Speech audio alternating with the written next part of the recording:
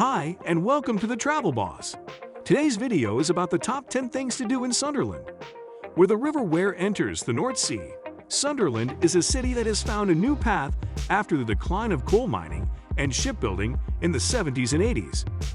Nissan opened the largest car factory in the UK in Sunderland. And while that might not sound touristy, this former zone of heavy industry has two beaches at Seaburn and Roker that have earned the international gold standard for cleanliness and facilities. Let's get started. Number 10. Sunderland Museum and Winter Gardens. You'll be a lot more knowledgeable about Sunderland after a visit to this museum that was spruced up in 2001. The neighboring Winter Gardens greenhouse was also reconstructed after being struck by a bomb in the war and demolished in the 1960s. You can see the first ever Nissan to come off the production line, marking a new chapter in the city's history. There's also a collection of Sunderland lustreware ceramics from the 19th century and a display of paintings by the industrial landscape artist L.S. Lowry, who spent his summers in Seaburn in the 60s and 70s.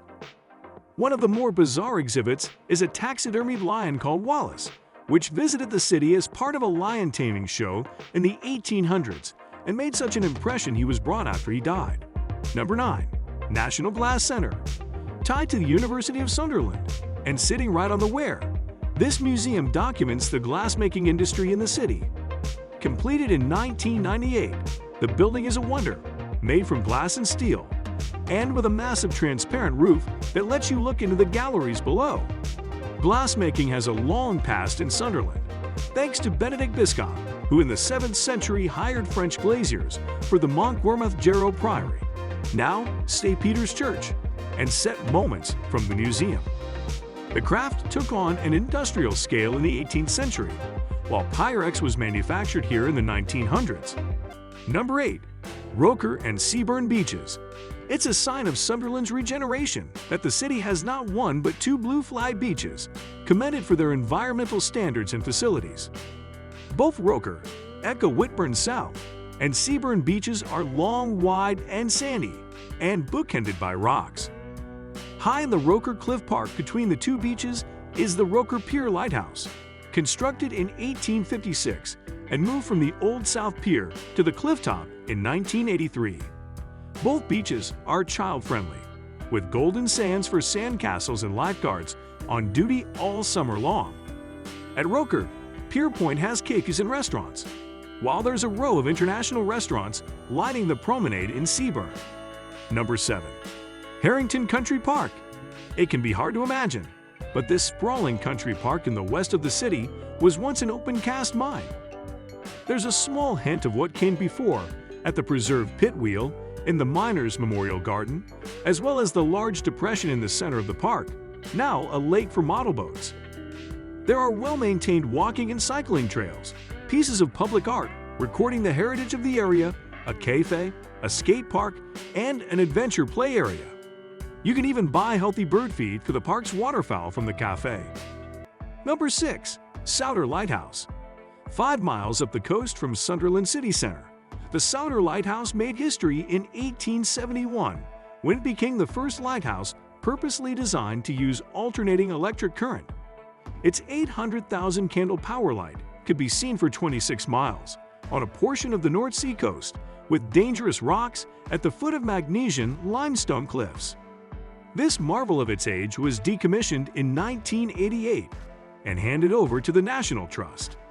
You can scale the 76 steps to the top of the tower for a heart-lifting view and take coastal walks in the meadows along the cliffs, known as the Leas. Number 5. Northeast Land, Sea, and Air Museums. At the former RAF Unsworth on the way to Washington, this transport museum is mostly about the history of flight. Special attention is paid to the early years of jet aviation, and there's a serious collection of British-made planes like an Avro Vulcan, a Gloster Meteor, a Hawker Hunter, a de Havilland Comet, and a de Havilland Vampire, as well as American and French models like a Lockheed T-33A, an F-86D Sabre, and a Dassault Mystère IV. You'll have lots of engines to check out, and a host of military land vehicles like armored personnel carriers, tanks, and trucks. Number 4. Penshaw Monument. Above the Harrington Country Park in Havilland Spring, there's a striking folly atop Penshaw Hill. Looking like a Greek temple has been transplanted to Wearside. Built from local gritstone, the Penshaw Monument dates from 1844 and commemorates John Lambton, 1st Earl of Durham, the Whig statesman who had an important role in the British colonization of New Zealand. At 30 meters long and 20 meters high, this National Trust property has the scale and detail of a classical temple, with Doric columns, an architrave, a frieze, a cornice, and a pediment. One of the pillars conceals a spiral stairway to access a scenic viewing platform, open from Easter to the end of September. Number 3. Mowbray Park. Among the northeast of England's oldest urban parks, Mowbray Park is right in the city center, behind the Sunderland Museum and Winter Gardens. The park opened in 1857, but had been in the pipeline for more than 20 years after the city realized it needed more green space following a cholera epidemic in 1831. As you wander over the little hillocks around Mowbray Park, you may be interested to note that these bumps were caused by forgotten limestone quarries. The park was the showpiece for the city center's regeneration in the 1990s and has fine monuments like the cast-iron William Hall drinking fountain from 1878 and a bandstand giving concerts that people watch on deck chairs. Number 2. Hilton Castle. 10 minutes up the Wear in the residential North Hilton suburb is Sunderland's second oldest building, which as of 2018 is being transformed by English Heritage and Sunderland Council into a major visitor attraction. There has been a castle on this small mound since the Norman Conquest, while the impressive 4-story gatehouse tower dates from the turn of the 15th century. On the west facade, there are some 20 moldings of coats of arms for local noblemen, as well as the banner of King Henry IV.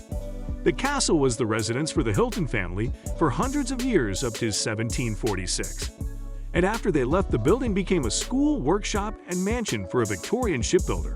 Number 1. Ryhope Engines Museum.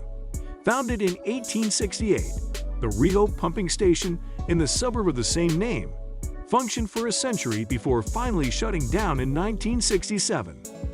The site is still owned by Northumbrian Water and still houses its pair of awesome Hawthorne beam engines, which have just celebrated their 150th anniversary. The station no longer pumps water, but those engines are in working order, and you can come and see them on Sundays, along with a set of smaller engines, 3 boilers from 1908, a water wheel, and a blacksmith's forge. There are also special steaming weekends, 5 times a year, when you'll get to watch the engines and their 18-ton flywheels in motion. What do you think about this video? Do let us know in the comment section below. If you enjoyed this video and want to hear from us again, be sure to hit that subscribe button before you go.